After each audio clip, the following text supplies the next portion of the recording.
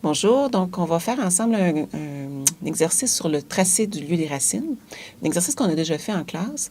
Donc on a ici le système avec la structure requise pour le lieu des racines, c'est-à-dire un système décrit par la fonction transfert suivante, g de s, qui est donné ici, avec un gain k qui va varier de 0 à l'infini. Puis le tracé du lieu des racines va représenter la position des pôles du système en boucle fermée lorsque k varie de 0 à l'infini dans le plan complexe. Donc, ici, on a le réel et la partie imaginaire des pôles. Donc, on va faire ensemble la procédure qu'on a vue en classe pour tracer le lieu des racines. Donc, la première chose, c'est de tracer le lieu des racines. Ensuite, on verra comment choisir, déterminer les valeurs de k à partir du lieu des racines qui nous assurent une stabilité du système en boucle fermée. Puis aussi choisir une valeur, en fait, j'ai mis un S, mais valeur de k au singulier qui nous assure d'avoir un dépassement en boucle fermée de 10 %. Donc, c'est ce qui est demandé dans l'exercice. Première étape, on va identifier pour notre système les pôles en boucle ouverte du système. Hein? Donc, les pôles, on a S égale 0, un pôle à 0, un pôle à moins 3, un pôle à moins 4 et un pôle à moins 8. Les zéros, dans ce cas-ci, on n'en a pas aucun. Donc, ici, ça nous donne n pôles, donc n est égal à 4. Ici, on a m0, donc 0, 0 dans ce cas-ci, ce qui fait qu'on a n moins m égale à 4. Donc, on s'attend dans notre lieu des racines à avoir 4 branches infinies. Première chose qu'on sait. La deuxième étape, bien, ça sera de tracer, de représenter nos pôles dans le plan complexe. Alors, on a un pôle à 0, on a dit, alors on va le placer ici. Ensuite, on a un pôle, on a dit à moins 3, donc moins 1, moins 2, moins 3, je le place ici. On a un à moins 4. Ouf, je me réalise que c'est un petit peu serré, mais bon. Et on a moins 5, moins 6, moins 7, moins 8. Donc, un autre pôle ici. Alors, on a représenté nos pôles. Si on avait eu des zéros, on aurait mis des cercles pour les zéros. Alors, ensuite, on sait qu'on a 4 branches infinies. Donc, ça veut dire qu'on s'attend à avoir des asymptotes potentiellement. Premièrement, on va pouvoir déterminer ces asymptotes-là, mais avant ça, oui, il faut déterminer les portions de l'axe des réels qui font partie du lieu des racines. Donc, on va aller, à ce moment-là, partir de l'extrême droite du plan et lorsqu'on croise un pôle ou un zéro, on va se positionner ici puis on va dire, bien, est-ce qu'on est à droite d'un nombre impair de pôles et ou zéro? Si la réponse est oui, on inclut l'axe. Donc ici, je dis à droite, mais je pense à gauche. Donc, on est à gauche d'un nombre impair. On est à gauche de un pôle dans cette portion-là. Donc, oui, on va inclure ça parce que 1, c'est impair. Ici, on n'inclut pas, mais ici, on est à gauche de 1, 2, 3 pôles. C'est impair, 3, donc on va inclure aussi cette section-là. OK. On quitte toujours les pôles en boucle ouverte pour aller vers les zéros en boucle ouverte au fur et à mesure que K augmente. Donc, à ce moment-là, on va venir placer des petits X ici qui vont nous permettre de se souvenir qu'on va quitter nos pôles en boucle ouverte au fur et à mesure que le gain K va augmenter. Donc, on s'attend évidemment à devoir quitter cette portion-là, quelque part entre ces deux pôles-là, pour aller vers mes branches infinies. Et même chose ici. Donc, nos 4 branches infinies, on s'attend qu'il y en ait 2 dans cette région-là, quelque part ici, et 2 qui sont quelque part ici. Donc, on va aller calculer les asymptotes de ces branches infinies-là. Alors, pour calculer les asymptotes, on va devoir d'abord regarder d'où partent ces asymptotes-là. Donc, on va calculer le sigma C, qui est donné, dans le fond, par la somme des zéros, la somme des pôles moins la somme des zéros. Donc, des zéros, on n'en a pas. Alors, ici, ça sera la somme des pôles divisé par n moins m, qui est 4 ici. Donc, on fait la somme des pôles. Donc, 0, le premier pôle, plus moins 3, plus moins 4, plus moins 8. Tout ça divisé par n moins m, donc qui est 4 ici. Alors, ce qu'on trouve ici, c'est moins 15 sur 4, soit moins 3,75. Donc, si je reviens dans mon plan ici, alors 1, 2, 3, 4. Malheureusement, j'ai un petit peu... donc, mon asymptote va être quelque part ici, là. OK? Il va partir d'ici.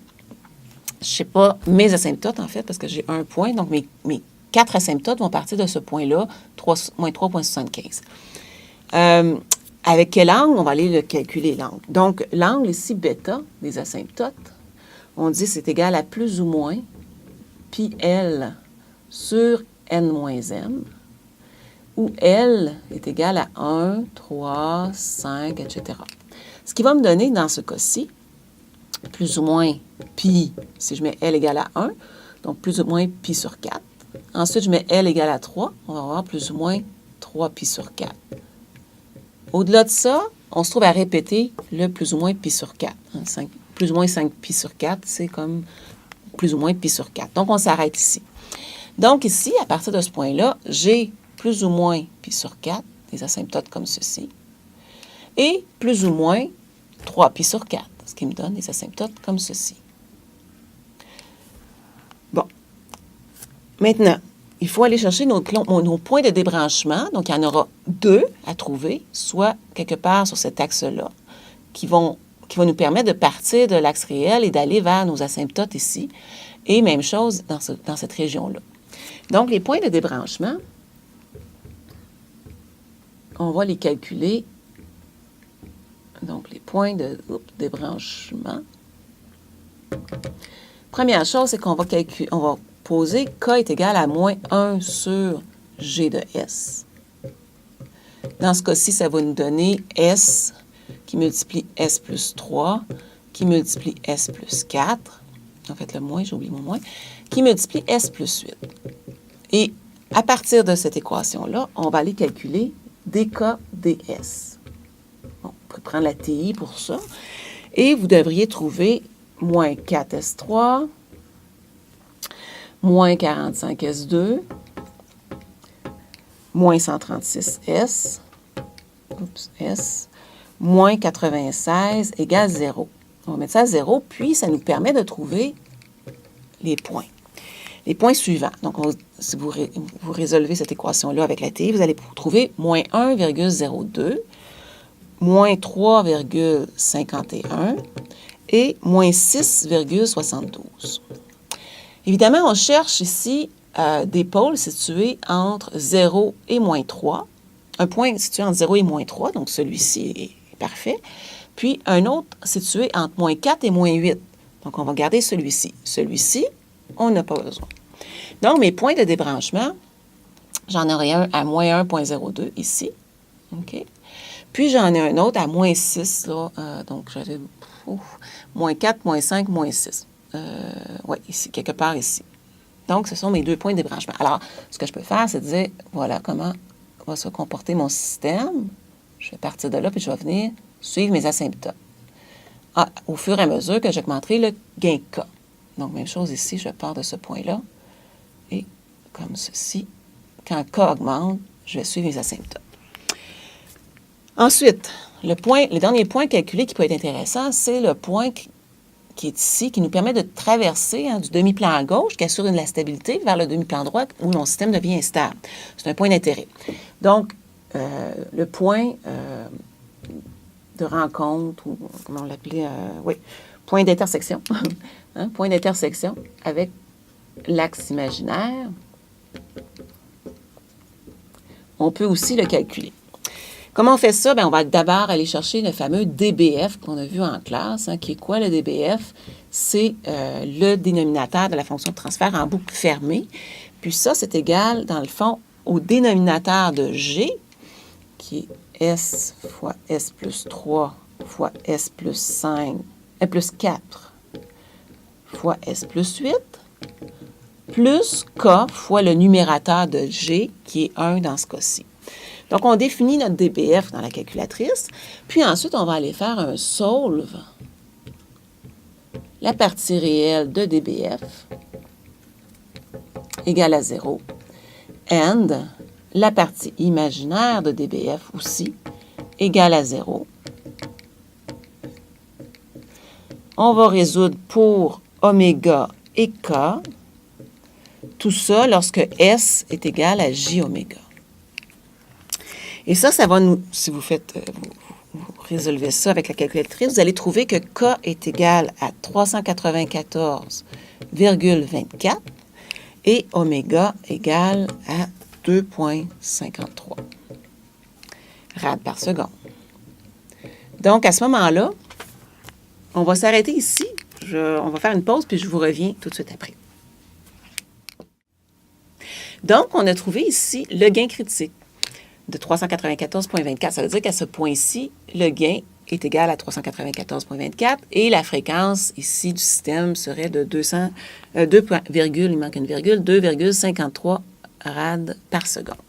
En B, donc, on nous demandait de trouver les valeurs de K pour la stabilité, pour assurer la stabilité du système en boucle fermée. Donc, ce qui est important toujours, quand on regarde notre lieu des racines, c'est de comprendre que le gain K, il va augmenter de 0 à l'infini et que les pôles en boucle fermée vont se déplacer des pôles du système en boucle ouverte vers les zéros du système en boucle ouverte. Ici, les zéros sont comme à l'infini. Nos branches vont à l'infini. Donc, une fois qu'on a compris le sens, ça nous permet de dire que si le gain K est égal à 0, bien, on est situé ici, ici, ici et ici. Plus on l'augmente, plus il quitte. Donc, plus on l'augmente jusqu'à cette valeur-là, là, on va rester dans le demi-plan gauche. On va être stable. Mais au-delà, on sera instable. Donc, la réponse ici, ça va être que K doit être compris entre 0 et notre 394,24. Ça va assurer la stabilité du système à boucle fermée. L'autre chose ici, en C, on nous demande de trouver les valeurs de K, la valeur de K qui va nous permettre d'avoir un dépassement de 10 %. Donc, pour ça, on va calculer notre facteur d'amortissement, la fameuse formule moins ln de 0,1 sur radical de pi carré plus ln de 0,1 au carré. Ça va nous donner un facteur d'amortissement de 0,59. Avec ça, on peut écrire le pôle dominant qu'on cherche à avoir, qui sera moins 0,59 oméga, plus, on prend la partie positive ici, sachez que le pôle dominant est complexe, donc il vient aussi avec la partie négative, mais on calcule avec la partie positive seulement. Radical de 1 moins 0,59 au carré, qui multiplie oméga et J, ce qui donne moins 0,59 oméga plus 0,81 oméga J. Donc, ce qu'on va faire ici, c'est de refaire le solde qu'on a fait ici, mais cette fois-ci, donc, on va réécrire notre fameux solde avec le même DBF. Oups,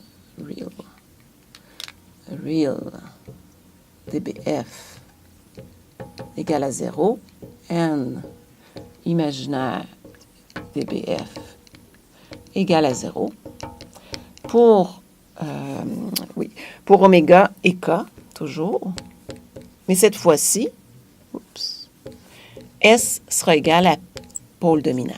Parfois, dans la calculatrice TI, il faut aussi ajouter, là, je vous conseille des fois d'ajouter AND K plus grand que 0. Ça simplifie de beaucoup les calculs. Des fois, ça ne marche pas toujours. Donc, si on fait ça, ça va nous donner un gain K égal à 82, donc 82,13 et oméga égale à 1,35 rad par seconde. Donc, ça veut dire que pour ce système-là, si je mets mon gain à 82,13, je devrais observer un système avec un dépassement en boucle fermée de 10 %. Idéalement, il faudrait aussi calculer les pôles du système en boucle fermée. Vous pourriez faire la règle 3, trouver l'équivalent, calculer les pôles en boucle fermée, vérifier que les deux autres pôles peuvent être négligés, donc que le pôle est vraiment dominant. Ça, je vous le laisse en exercice à la maison. De toute façon, on a fait ça en classe. Puis, vous pouvez aussi faire les validations à l'aide du logiciel MATLAB, puis aller vérifier que vous avez bien votre 10 % de dépassement. Voilà. Merci.